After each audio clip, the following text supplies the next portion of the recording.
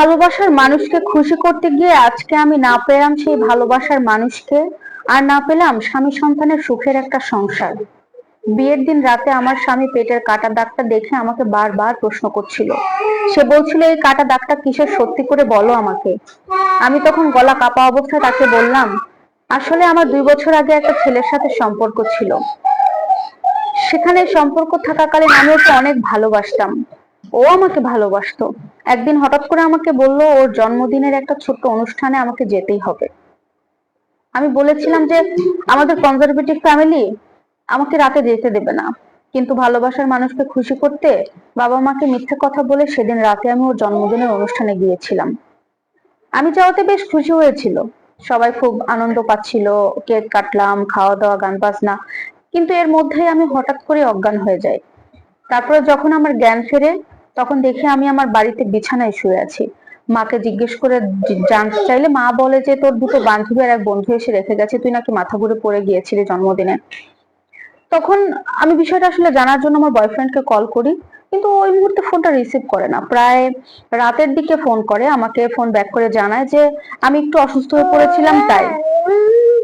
কিন্তু আমাকে আরো একটা কথা বলে যে আমি যদি আম, আমি যদি ফোন না করে না, ও একটু ব্যস্ত থাকতে পারে কারণ নতুন কোনো জবে ঢুকেছে, এই জন্য আমি যাতে ওকে ফোন দিয়ে ডিস্টার্ব না করি, ও মাঝে মধ্যে আমাকে ফোন দেবে, এতটুকুই।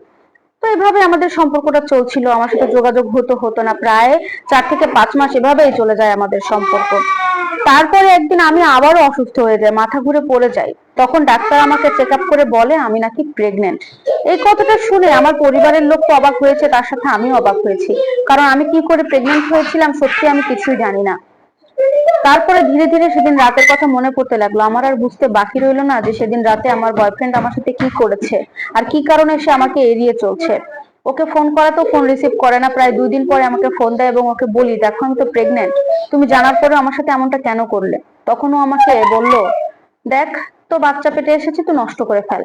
তোর মতো মেয়ের সাথে শুধু সময় কাটানো যায়, তোকে বিয়ে করে সংসার করার জন্য তোর সাথে আমি সম্পর্ক করিনি। আজকের পর থেকে তুই আর আমাকে ফোন দিস না, তোকে সরাসরি বলে দিলাম, তোর ফোনে যেন আমি আর ডিস্টার্ব না হই। অনেক বুঝিয়েছি কিন্তু সে আমাকে আর গ্রহণ করতে চায়নি। এরপর থেকে ওর সাথে আমি আর যোগাযোগও করতে পারিনি। পরবর্তীতে ডাক্তারের কাছে গেলে ডাক্তার বলে এই অবস্থায় আসলে বাচ্চা নষ্ট করা যাবে না, আমার প্রাণের ঝুঁকি থাকে। তাই আসলে সিজার পর্যন্ত অপেক্ষা করতে হয়। সিজার করে আমার পেটের বাচ্চাটা নষ্ট করতে হয়, বের করতে হয়।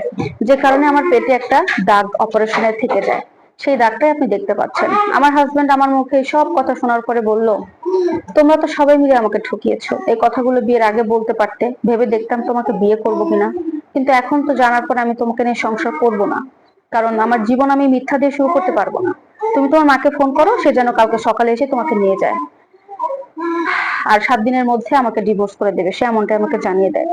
সেজন্য আসলে বলা যে আমার মতো ভুল যেন কোনো মেয়ে না করে। ভালোবাসার মানুষকে খুশি করতে গিয়ে না পেলাম ভালোবাসার মানুষকে, আর না পেলাম স্বামী সন্তানের একটা সুখের সংসার।